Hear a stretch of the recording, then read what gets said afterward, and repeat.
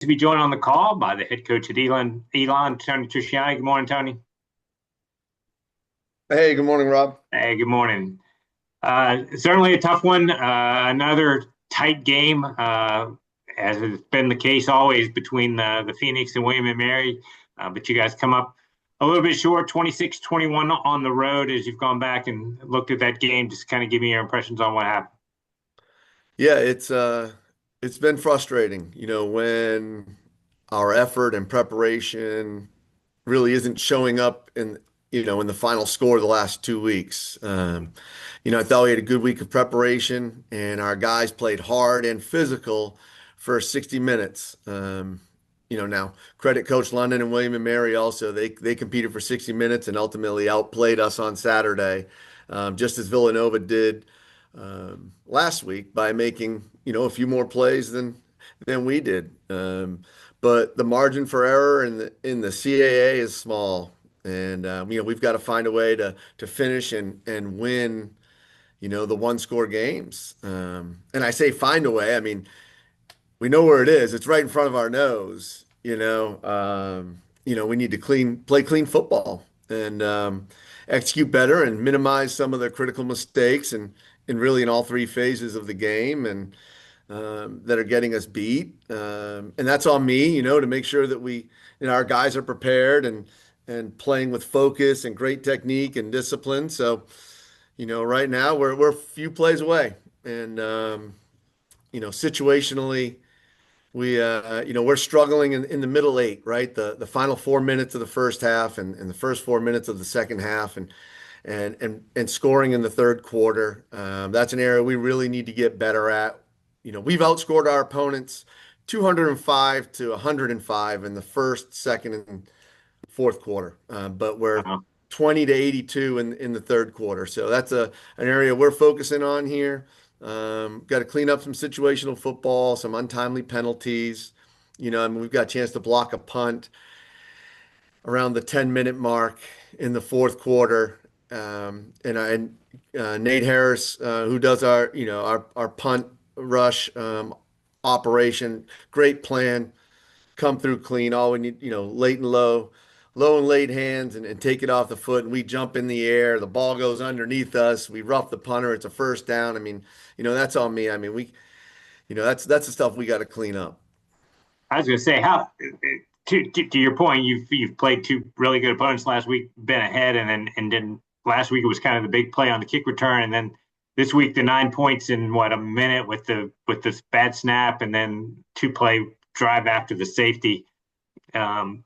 It, like you said, I know you're putting it on you, but how do you kind of fix and clean some of that stuff up and know with your guys that you guys are right there to be able to win those games? Yeah, we're right there. And there's a lot of frustration, and disappointment, but we're not, we're disappointed but not discouraged. Like I expect us to be, hungry and ready to work on Tuesday. That's really what I asked the team, in our meetings yesterday was, hey, I asked our guys like, hey man, I need a coach me coach attitude here today.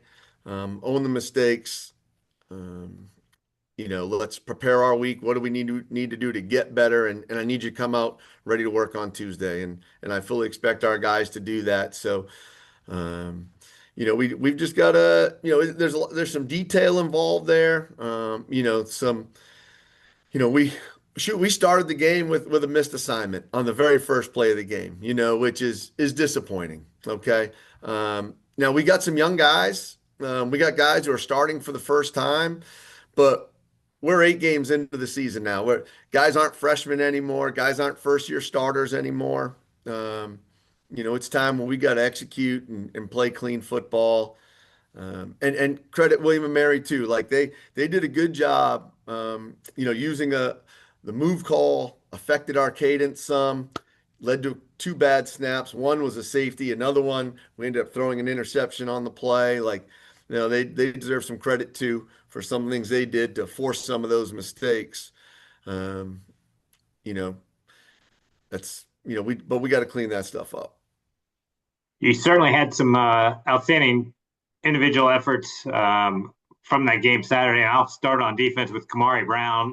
The guy was everywhere. 13 tackles, 3 sacks. Your team had 5 as a team, which is pretty significant against the guy who can move around like Tyler Hughes. Talk about Kamari's day, and then your defensive front in general just being able to put some pressure on. Yeah, I felt like we had a good plan, defensively from as far as stopping the run, um, and trying to force them to beat us in the pocket in the passing game. Kamari, I mean, he's just a really talented, aggressive, competitive football player. Um, and he's got an unbelievable motor and battery. He does not run out of gas, does not run out of energy, always competing, physical. So, really proud of him and the way he performed on Saturday and how he's been performing all year, really. He's got a really good pass rush skill set, and he's strong in the run game. So, he did a nice job for us on Saturday for sure. Question for you from Bob Sutton. Good morning, Bob. Hey, good morning. Tony, how do you kind of explain the second half, I guess, offensive struggles that you've had? I kind of knew you had some lower numbers in that second half, but when you gave those numbers a few minutes ago, they sounded even more dramatic maybe than I had anticipated. I hadn't added them up yet. Yeah. So we've had some drive killers, Bob, like whether it's a penalty or a bad snap or whether it's a missed assignment.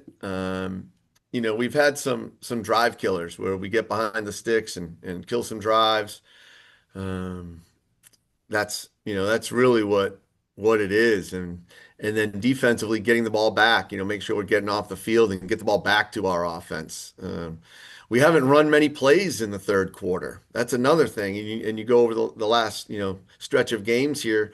So that's where it's really on both ends and field position, which, we haven't had great field position. Our opponents have had some midfield field position. So, that affects, the way the game goes as well, especially if they have the, opportunities with field position to pin us back inside the 5 yard line.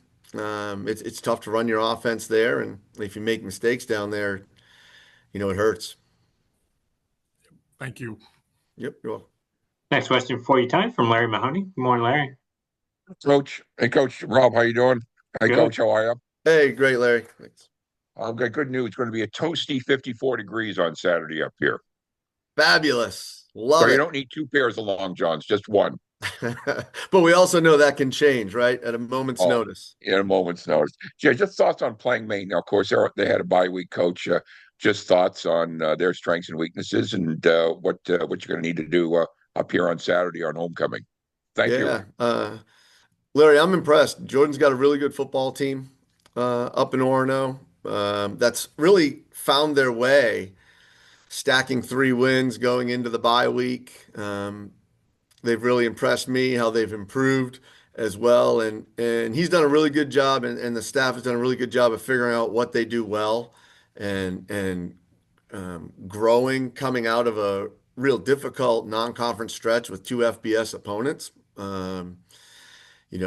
They've got depth at the running back position. I know there's some injuries there, but a deep running back room, a quarterback, PV Heath. He's got really good linear speed. He's an experienced quarterback. He's playing better here the last few weeks. And then defensively, I shoot one of the top defenses in the CAA right now, and they're tackling well. They're not giving up big plays, on the back end. I think they're doing a really good job there. So we're going to be playing a real good Maine football team this Saturday. What are you going to have to do to win up here, Coach? We got to play clean football, Larry.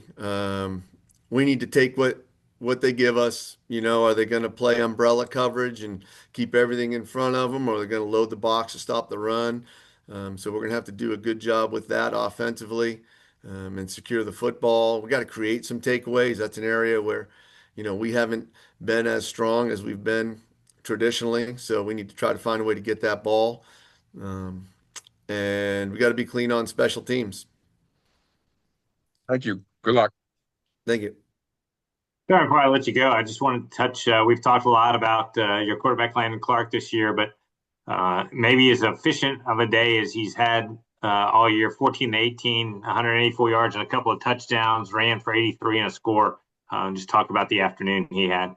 Yeah, you know, Landon, like reminder, right? He's a freshman still, right? So, each week he's really flashed, and proud of him for the way he played on Saturday and more efficient in the passing game.